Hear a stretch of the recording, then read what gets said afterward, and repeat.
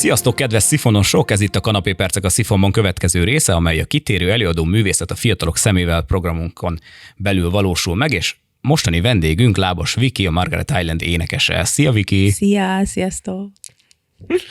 Mesélj egy kicsit arról, hogy neked hogy indult az éneklés. Ha jól tudom, azért több stílusban is benne voltál, de melyik volt az a pont, amikor azt mondod, hogy onnantól elindult az énekes vagy a zenész benned? Hát én ugye nem énekesnek készültem, hanem klasszikus zenésznek, én ugye klarinét hoztam nagyon sokáig, és nem tudom, az élet meg a szerencse az így hozta, hogy először gimizenekarba énekeltem, és akkor onnan átmentem ilyen népdalénekesi versenyekre, meg gimnáziumba, és akkor onnan jöttek ilyen kicsit folkos beütésű ilyen alterbandák, és akkor ennek a vége lett az, hogy a Margaret Islandet így Bálinttal és Kristóffal megalapítottuk. Igazából Bálint a fő alapító tag, ő keresett meg engem is, mert ők Kristóffal osztálytársak voltak, és együtt zenéltek szintén a gimnáziumban. Úgyhogy igazából tényleg a szerencsének, meg így a sorsnak köszönhetem, hogy énekes lettem, és hát örülök neki, hogy ez a munkám, mert ez egy elég izgi életvitel, meg életmód, amit így egyébként is más nem tudok elképzelni magamnak egyébként. Persze. Mennyire voltál ebbe támogatva családilag, hogy azt mondták, hogy nagyon jó, hogy előadóművész vagy próbálkozz mással?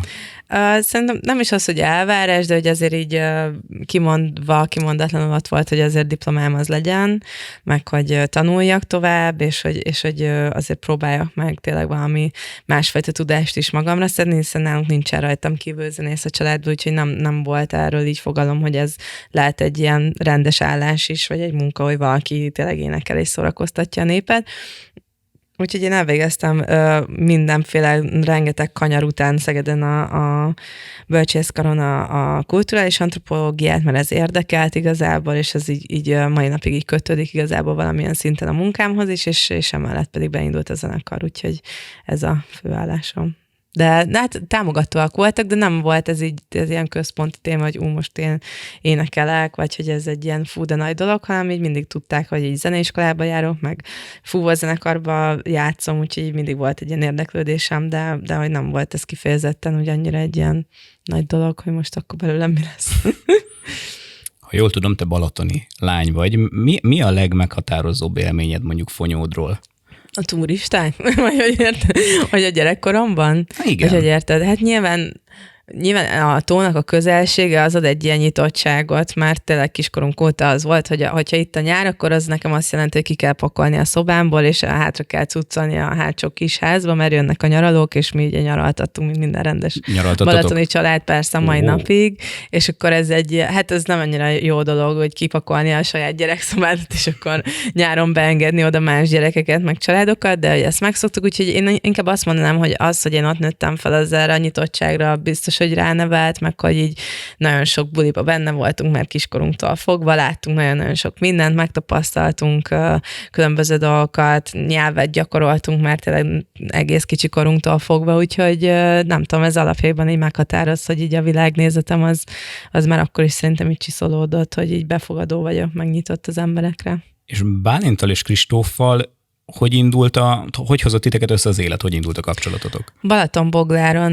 játszottam én is, meg ők is az akkori gimi zenekarukkal, egy zenekari tehetségkutatón, ahol a Delov Jávor dobos, a Random Tripnek az alapító tagja és dobosa volt az egyik zsűriának, és akkor ők így kinéztek minket, és mind a hárman ugye az adott kategóriában, vagy legjobb gitáros, basszusgitáros, meg ének, és így kaptunk külön díjat, és akkor így összenéztünk, hogy na, hát akkor lehet, hogy majd egyszer kéne egymással valamit kezdeni, és a Bálintnak volt annyi bátorság, hogy odalépett hozzám, hogy akkor, hogyha úgy van, akkor zenéljünk együtt, és amikor nekem vége lett az akkori zenekaromnak, akkor ezt ő látta, és akkor felkeresett, és a Kacsa utcában náluk elkezdtük a szobájában a Margaret Islandet, úgyhogy ilyen véletlenek sorozata az egész. És mennyi idő telt el a találkozás és a zenekari alakulás között? Hát szerintem egy-két év simán eltelt, majdnem 2 év eltelt szerintem a találkozás és a megalapítás között, ezért is van az, hogy idén volt, azt hiszem 10 éve, hogy találkoztunk ezen a tehetségkutatón, és 8 éves a zenekar, úgyhogy valószínű, hogy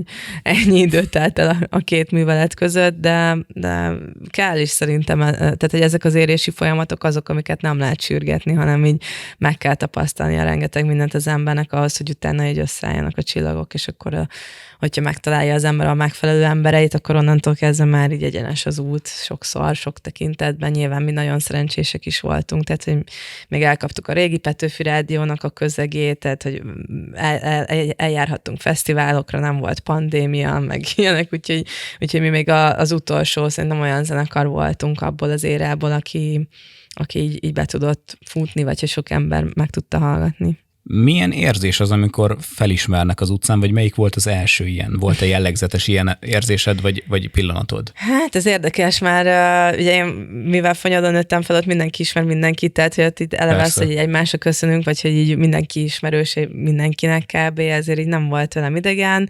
Nyilván az, hogy tök fura, amikor mások így zavarba vannak, vagy hogy így látom, hogy így mondjuk a villamoson kiszúr engem, és akkor így néz folyamatosan, de nem mer oda jönni, vagy nem tudom, tehát hogy vannak ilyen érdekes szituációk, meg nyilván van a másik fel, amikor meg ilyen negatív megnyilvánulásokat kap az ember az utcán azért, mert hogy valaki felismerte, szóval mind a kettőbe jutott, hát nem véletlenül nem BKV-zom most már 4 éve szerintem Budapesten, de ez hozzá tartozik, vagy hát én nem úgy kezelem magam, hogy én vagyok az énekes, hanem úgy, mint egy bármilyen másik ember, akinek az a munkája, hogy szórakoztasson másokat, ami azzal jár, hogy több ember ismeri fel adott esetben, de szerintem a mi közönségünk az nem is ilyen zaklató, tehát, hogy így, nem tudom, múltkor is vidéken voltunk, anyukámmal egy ilyen teljesen istálta mögött étterem, és a mellettünk lévő asztalnál felismertek, de megvárták, hogy megegyem a kaját, és csak a kávém után jöttek oda fotózkodni, és hogy ez ilyen tök kedves volt, hogy így nem zaklattak, majd van a másik véglet, aki meg így kiszedi kb. A kaját a számból néha, és egy képért, úgyhogy nem tudom, én szerintem jó fej a közönségünk. És mindig biztos voltál abban, hogy ez a te utad? Szóval sose volt kérdőjel az életben, hogy most ez az énekesi pálya, ez meg kéne szűnjön, vagy nem? Hát mivel nem ennek készültem, ezért tök fura, hogy ezt így dobta a gép. Nem tudom, én nagyon örülök neki, hogy így alakult az életem, én nagyon sok mindent dolgoztam már, tehát tényleg voltam felszolgáló, mostam ablakok, vagy milyen ablaktörlőt, vagy milyen ablaktörlőt, ablakot a kocsinak, tehát hogy így nem tudom, nagyon sok mindent csináltam már, mert Balatonon is kellett mindig dolgozni nyáron, úgyhogy én örülök neki, hogy egy olyan munkát végezhetek, ami szellemileg is, meg testileg is, meg mindenhogy így lefáraszt, mert azért engem elég nehéz így lefárasztani, és így tök jó, hogy a gondolataimat így átadhatom, meg hogy így mások ezzel azonosulnak, szóval nem tudom, hogy ez hogy jött, vagy hogy én erre vágytam-e valaha, de hogy örülök, hogy ez lett. Vannak mélységei annak a pályának? Uh-huh. Most azért volt egy járványhelyzet, most nem pont erre gondolok, de azért gondolom, hogy van. Mármint, hogy lelkileg, érted? Akár, szóval most...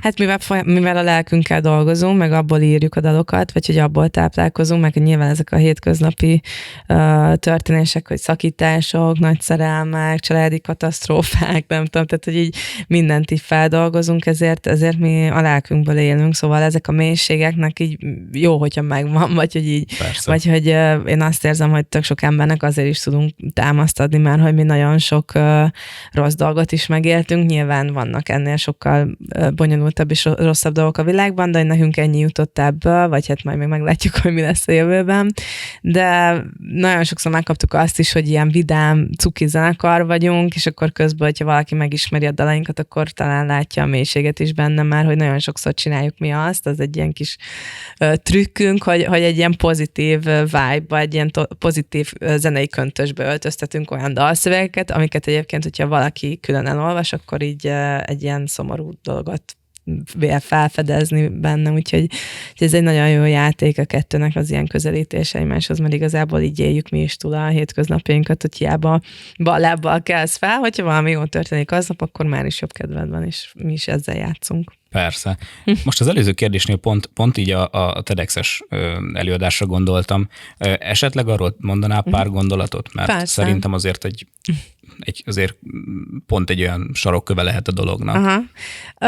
Igazából az részemről volt egy olyan döntés, hogy most azt választom, hogy felveszek egy ugyanolyan állarcot, mint amit nagyon sokan, és ami mögé nem engedek be igazából senkit, és eljátszom azt, hogy jó, akkor elmondom, hogy én ki vagyok, mert igazából arról szólt volna az előadás, hogy akkor a Lábas Viki az ki, vagy honnan jutott el oda, ahol van, és megmondom őszintén, hogy én már nagyon fáztam eleve az egész sztoritól, hogy én nem szeret, tehát, hogy ez nem vagy nem szeretek dicsekedni, vagy nem szeretek, hogy ez nem szeretem azt így ajnározni, hogy mi akkor hogy jutottunk el A pontból Z pontba, mert igazából, hogyha őszinte akarok lenni, én sem tudom, mert hogy nagyon sok esetben tényleg csak így mentem az árral, és csináltam a dolgot, és próbáltam a lehető legjobban csinálni, tehát szorgalmasnak maradni meg ami ilyenkor elvárható, úgyhogy ott pedig úgy döntöttem, hogy én akkor nem voltam jó paszban, és hogy ezt felvállalom, mert hogy a zenénk is őszinte, és én is őszintének tartom magamat,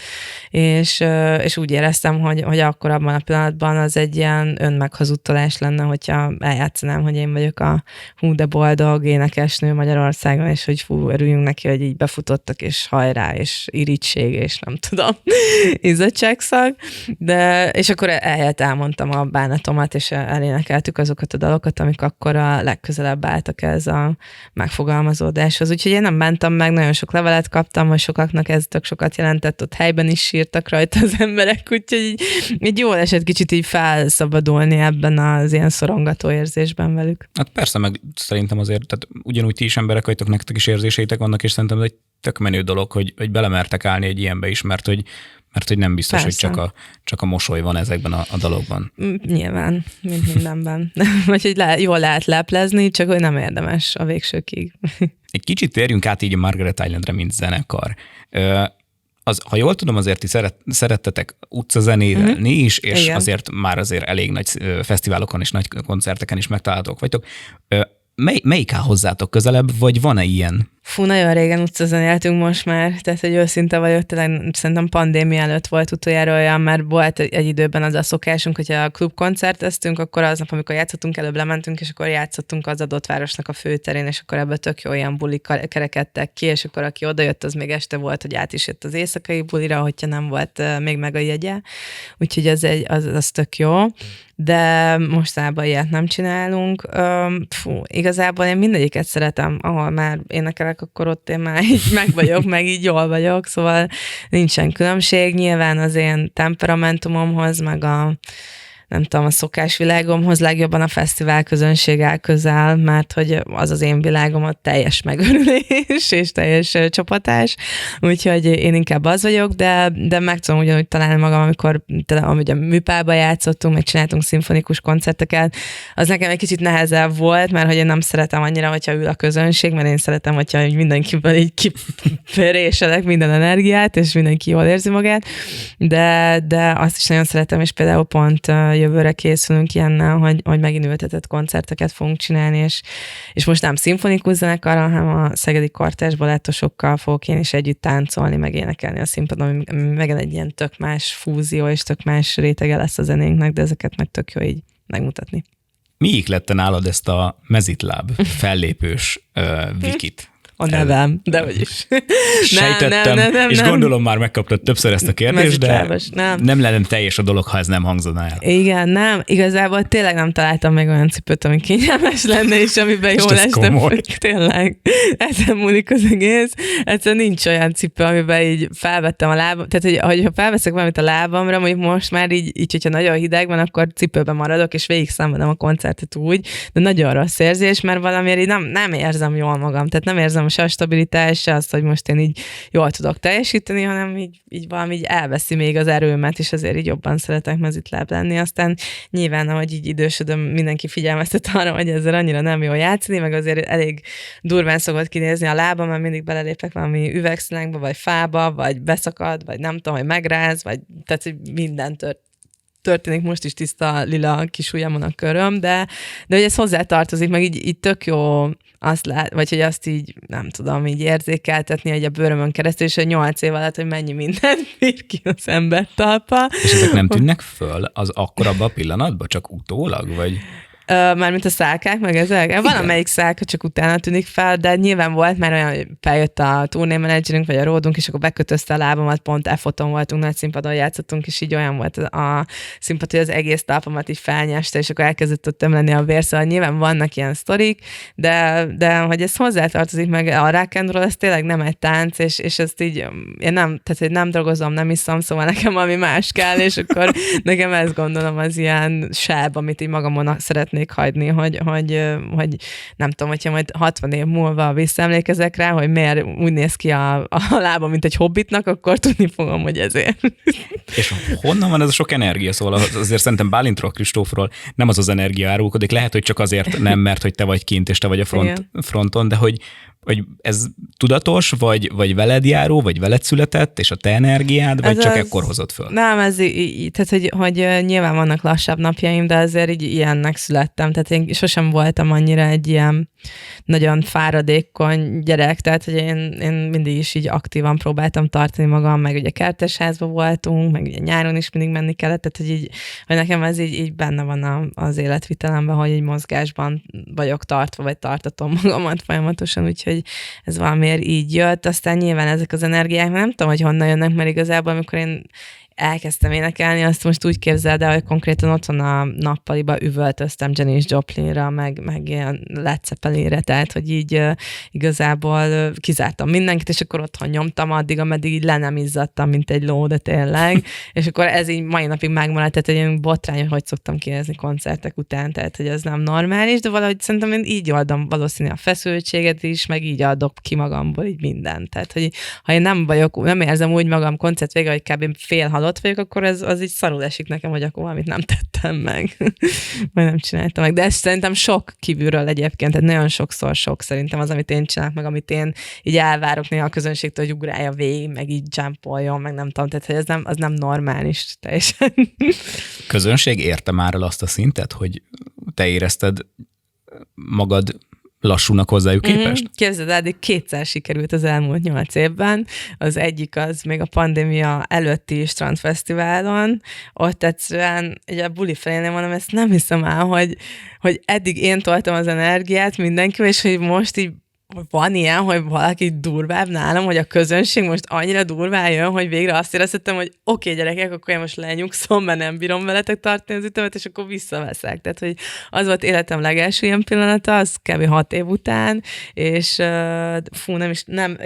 Nyíregyházán játszottunk a Club Hollywoodba, és ott egyszerűen olyan volt a közönség most tavasszal, hogy így az volt a második olyan, ilyen Black Sabbath-os pólóba voltam, meg ilyen kicsit ilyen rockeresen néztünk ki aznap este, és így nem bírtam tartani velük az ütemet. Egyszerűen annyira jöttek, meg annyira ugráltak, és mindenre, és mindent tudtak, hogy egyszerűen úgy volt, hogy ez az, gyerekek, végre. Hogy így, végre nem az van, hogy én vagyok az ilyen hülye pattogó nikkából, ha a színpadon, hanem hogy így a közönség is így jön. Úgyhogy eddig 2-szer volt ilyen, és nagyon jól esett.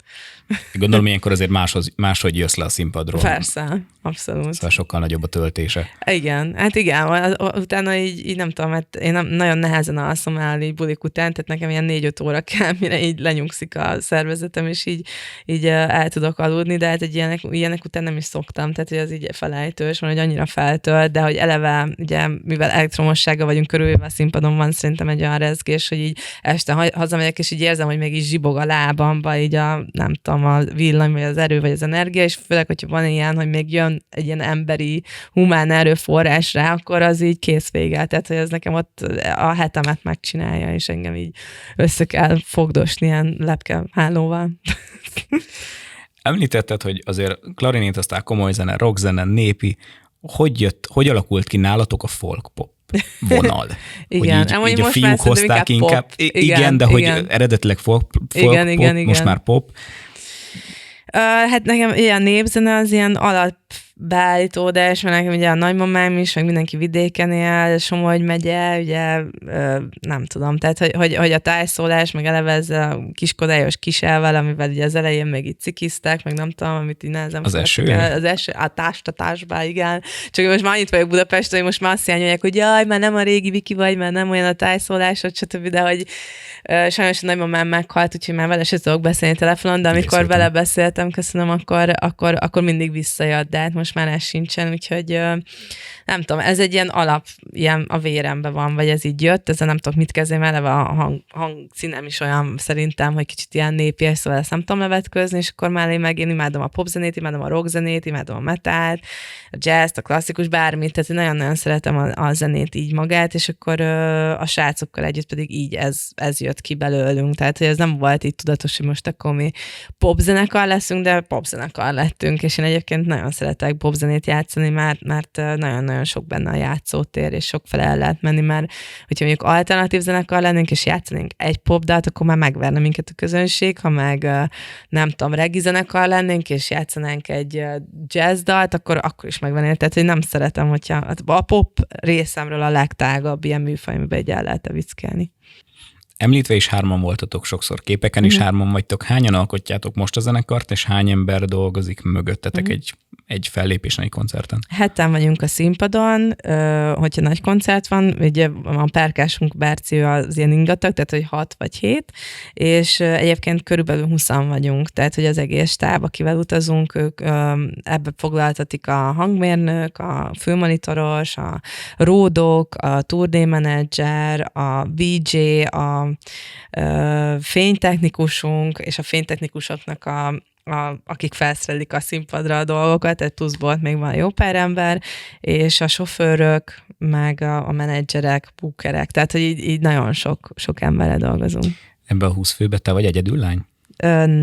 Nem, most már 3 vagyunk, a menedzserünk is nő, és a most idéntől lett egy socialösünk, és ő is lány, úgyhogy 3 vagyunk. És milyen volt egyedül addig a zenekarban? Azért sokáig volt, hogy egyedül voltam, igen. Mondjuk hál' Istennek én egy ilyen fiús lány vagyok, vagy mindig inkább ilyen fiúbarátaim voltak, meg ugye sok testvérem is van, úgyhogy így ez így kialakult, de hát nem egyszerű mindig, tehát hogy mindig rájövök, hogy így a férfiak meg a nők, hogy annyira a két másik bolygósok esetben, hogy nagyon sokat kell ahhoz kommunikálni, hogy jól megértsük egymást, de én nagyon szerencsés vagyok, mert hál' Istennek ilyen szép lelkű, lelkű fiúkkal vagyok körülvéve, és ők azért intelligensek, és így nagyjából így fogékonyak rám, meg így értenek. Nyilván én sem vagyok annyira egyszerű, meg nekem is türelmesnek kell lennem, de hát ez olyan, mint egy család igazából, ahol megvannak a dinamikák, hogy mikor ki milyen paszban van a másikkal, és akkor ez hogy tud működni, úgyhogy ez egy állandó ilyen fejtörés.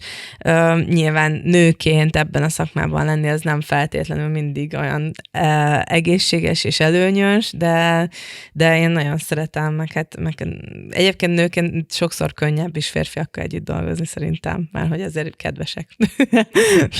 Évek óta már benne vagytok a Pilvakerbe. Hogy jött ez a kapcsolódás?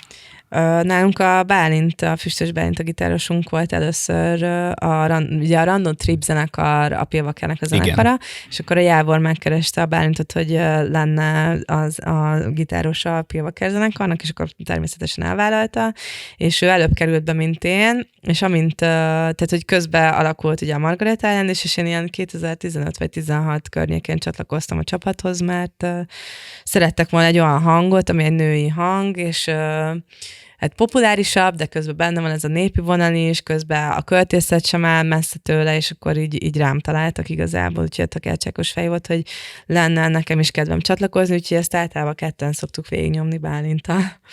Úgyhogy, de idén volt az utolsó, úgyhogy nem tudom, hogy aki eddig lemaradt, ezt érdekli el, és majd visszanézi, de egyébként jó munka volt, én nagyon szerettem a Pilvakert.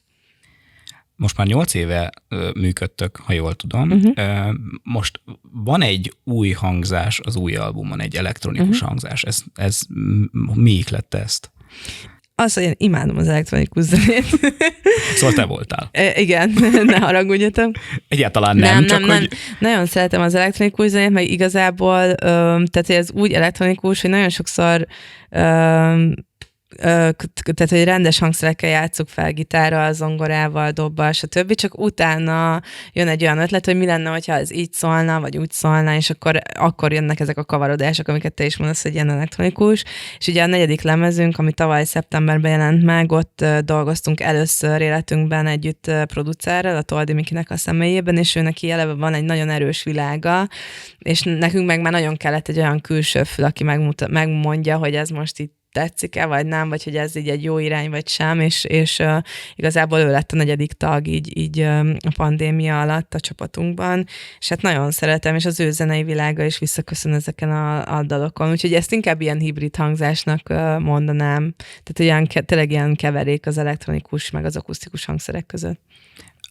A pandémia az mennyire befolyásolta így a munkát? Tehát az életeteket teszik ki, ha jól gondolom, szóval igen. Ez a munkátok és a hobbitok egyben. Hát mi fogtuk magunkat, és leköltöztünk hozzánk Fonyodra fél évre, úgyhogy minden napi kapcsolatban voltunk egymással, és akkor onnan csináltunk videókat, meg livestreameket, meg ugye, hát írtunk az elején 15-20 dalt, amit kidobtunk, és akkor utána újra kezdtük a lemez munkálatait, mivel ugye rengeteg időnk volt alkotni, és akkor utána megírtuk ezt a 4. lemezt, úgyhogy igazából mi ugyanúgy dolgoztunk, mint eddig, csak így minőségileg egy jobb helyen, így a Balatonhoz közelebb. Úgyhogy igazából nem volt nagy változás, meg nem az volt, hogy így fú, de kipihentük magunkat, meg jaj, de megpihentünk, hanem próbáltuk hasznosan tölteni az időt. Hogy összeegyeztethető ez magánéletileg? Tehát így...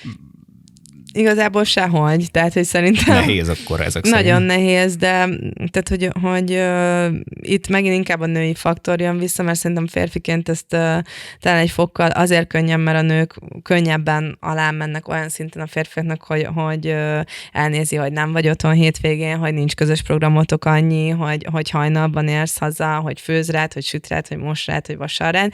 Most ugyanezt egy férfitől nem feltétlenül minden körülmények között várod el, bár nyilván a mai világban már megcsinálják, de én általában mindig ilyen problémákba ütközök, hogy mivel egy önálló individuum vagy nőként így meg tudom állni a helyemet, és nem kell félteni, meg nem kell így nagyon sok mindenben támogatni, akkor ez így fura a férfiaknak, hogyha van egy ilyen úgymond erős nő így a közelébe, akinek ráadásul így van is karrierje, vagy hogy így elmegy, vagy vannak gondolatai, vagy céljai az életben. És hát mellé ugye jön ez, hogy általában ilyenkor nyáron is, vagy szerda, vagy csütörtöktől vasárnapig mi minden nap megyünk, és akkor általában hétfő hajnalban, vagy reggel így hazaesünk, vagy hát minden nap hajnalban, és akkor nyilván ilyenkor kimarad a hétvége, meg nem nincs annyi idő a családra, úgyhogy ez szerintem ez egy nagyon összetett dolog, szerintem ezt olyan férfi vagy olyan ember tudja elviselni, aki nagyon-nagyon intelligens érzelmileg, lelkileg, meg úgy egyébként is, és hogy megvan a saját maga élete, és tud egyedül lenni magával, és önnek is van elég dolga, úgyhogy ilyeneket nagyon nehéz találni, és nem tudom, szerintem nem egyszerű, tehát, hogy nem csak tehát, hogy kapcsolatban, tehát, hogy családom is ugyanez, tehát, hogyha nem lett volna a pandémia, akkor én ugyanúgy csak karácsony, meg húsvét másnapkor látom őket, és egyébként így annyira nem, de annyi szépet kapunk tőle, hogy ezek a dolgok így eltörpülnek sajnos. Hány koncertetek van egy évben? Nagyjából. Hát ilyen 90 körül, szerintem ilyen 80-90, most nem számoltam meg, hogy idén mennyi van, de szerintem és idén akkor nem csak országon belül? Nem, most nagyon sokat játszunk Romániában, Erdélyben. Most mindig beesik egy-két ilyen lehetőség, hogy például idén márciusban játszottunk Dubajban, akkor előtte volt, hogy kimentünk Amsterdamba, játszottunk Párizsban, ugye nekünk a második otthonunk az Brighton, ott is szerveztünk magunknak már ilyen kis koncertet.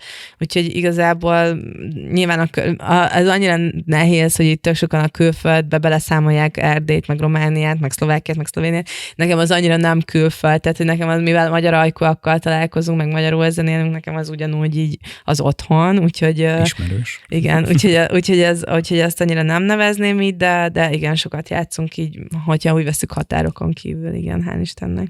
Hogy készültök a budapesti nagy koncertre?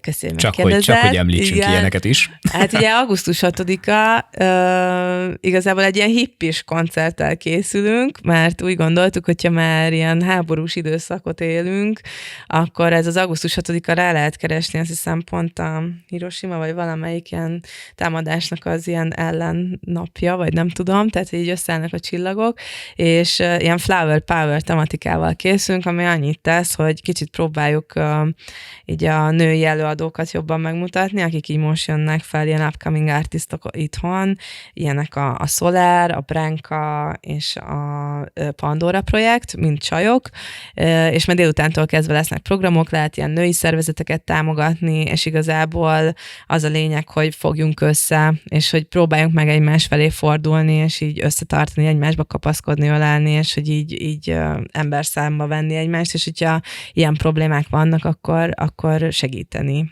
és nem tudom, peace, love and unity, tehát hogy itt tényleg ilyen kicsit ilyen 60-es, 70-es évekbeli hippi korszakot idéző hangulat, plusz a mi zenénk, plusz ezek a női előadók. Igazából azért hangsúlyozom ki, hogy női előadók, mert kicsit így jobban hiszek a női energiákban jelenleg így a világban, mert nem sok férfi energia okozott akár háborút, vagy támadást, most nem akarok így sztereotípiákba belemenni, de hogy szerintem ugyanúgy, hogy sokkal több női vezetőre van szükség, szerintem így unblock a női energiákra is. Tehát, hogy szerintem minden férfiban is van női energia, ugyanúgy, mint ahogy minden nőben van férfi energia, és valahogyan szerintem ezeket kéne így közelíteni egymáshoz. Ennyi. Még a zenekarhoz, mik a jövőbeli tervek, közeljövő? Elkezdtünk új dalokon dolgozni, tehát, hogy most se pihenünk, nagyon kíváncsi vagyok, mert most egy elég érdekes dolgon kezdtünk el dolgozni, remélhetőleg nem sokára ki fog jönni, jövő héten, tehát, hogy június elején fog debutálni az Engedd el című dalunkhoz a videóklip, egy ilyen kis montázs videóklip, amit nemrég csináltunk, úgyhogy az a következő dal, amihez így készítettünk ilyen képanyagot, és hát megyünk tovább, ugye lenyomjuk a fesztivál szezont, ősszel egy kicsit felkészülünk a jövő évi táncos turnéra, és akkor jövőre pedig remélhetőleg koncertezhetünk tovább, és az embereknek marad még muníciója, meg kedve, hogy megnézzem minket így ilyen más formában is, úgyhogy kb. Ezek. Csináljuk ugyanúgy, mint eddig tovább. De reméljük, hogy így lesz, és lesz rá lehetőség. Egy olyan kérdésem van, hogy azért 8 éve együtt vagytok, 8 évet csináljátok, elég nagy sikereket sikerült bezsebelni, és ezt gratulálunk. Mi az egy dolog, amit kiemelnél, hogy mi vezet ide? Mi az, amit titeket segített ebben? Ez nagyon sok minden. Hát a kitartás nyilván, az alázatosság, az, hogy tényleg az ember próbáljon meg ember maradni, meg jó fej maradni, meg normális, meg tehát, hogy ne higgy el azt, hogy ne vegyél túlságosan komolyan a sikereit, szerintem. Tehát, hogyha valaki elismert téged, az nyilván örülj neki, meg szeresd magad érte, meg legyél magadra büszke, meg ünnepeld is meg akár egy csokival, vagy bármivel, de egy közben ennek ne tulajdoníts olyan nagy értéket, vagy jelenlétet, vagy nem tudom, hanem menj tovább, és csináld ugyanúgy a dolgodat, és hogyha meg szar dolgok élnek, akkor azt is dolgozz, vagy az is valaminek a jó dolgát akarja szolgálni, és ezt végig kell vinni ugyanúgy. Úgyhogy igazából tényleg ez a kitartás és alázatosság szerintem, ami nagyon fontos, meg hát szerencsésnek kell lenni. Tehát ez tényleg egy olyan szakma, hogy jókor, jó helyen kell sokszor lenni, és jó emberekkel kell, hogy körülvedd magadat, úgyhogy nem tudom, nem egyszerű. Minden vendégtől meg szoktuk kérdezni, hogy mit üzenne az ifjúságnak. Hogy menjen többet a természetbe, simogasson sokkal több állatot, gondolok itt lovakra, kecskékre, birkákra, tehenekre, kutyákra, macskákra, bárkire, de hogy csatlakozzon sokkal többet az olyan természettel, akár menjen ki mezitlába kertbe, hogyha van kert, és álljon rá a fűre, vagy nem tudom, de hogy így szeretném, hogyha a mai fiatalság nem csak így tehát én is sokat nyomkodom a telefonomat, és nagyon szeretem a mai világot, és tök sok információ van, de közben azt is érzem, hogy engem egyedül a természet tud feltölteni, és egyedül akkor tudom értékelni az életemet, hogyha látom, hogy egyébként a természettel mit teszünk, és tényleg nagyon hamar meg fogunk halni, hogyha ez így fog folytatódni, úgyhogy csatlakozzunk vele tovább, és hát ha sikerül megmenekülnünk. Bocs. Ezt tudom üzenni. Teljesen jó, a környezettudatosság az Igen. nálunk is egy fontos dolog. Igen. És nem volt még előadó művész, akit egy játék nélkül engedtünk volna el, szóval esetleg benne vagy el, hogy Persze. téged kihívjunk egy zenélős projektre. Igen.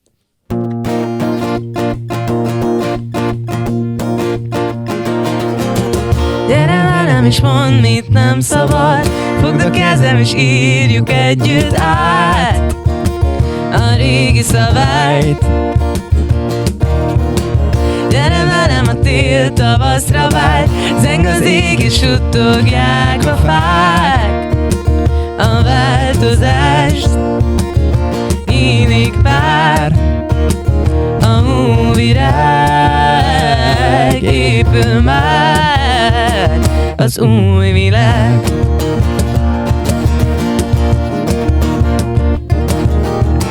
Add a kezed és húzd, mi megmarad, gyere velem és ültessük most el a jövő dalát. Türelem most minden pillanat, neked udvarul, hogy végre lásd a körforgást. Nyílik már a hóvirág, épül már az új világ. Nyílik már a hóvirág, épül már az új világ. Szívre ragasztja szint a tavaszt, ez a szív ugyanaz, csak a ritmus vált. Áttör a jégen a gyenge virág, de sem másoktól várd a csodát. Lép ki a fényre, hogy végre megértsed, a holnapnak ma van szüksége rád. Múljon az élet elő, a jövő már vár. Nyílik pár a hóvirág, épül már az új világ. Nyílik pár a hóvirág,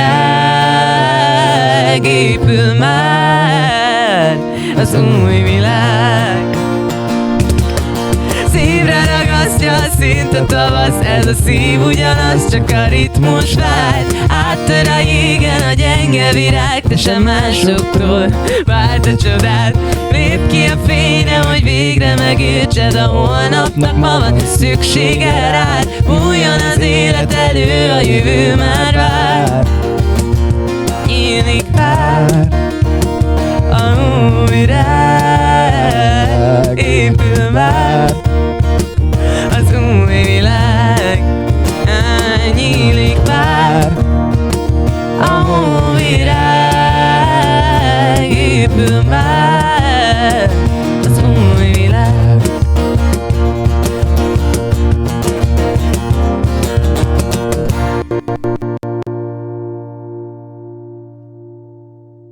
Ez volt a Kanapépercek a Szifonban következő videója, kövessetek minket YouTube-on, TikTokon, Instán és Facebookon. Köszönjük Vikinek, hogy eljött és vendégünk volt. Köszönjük, hogy itt lettem. Sziasztok!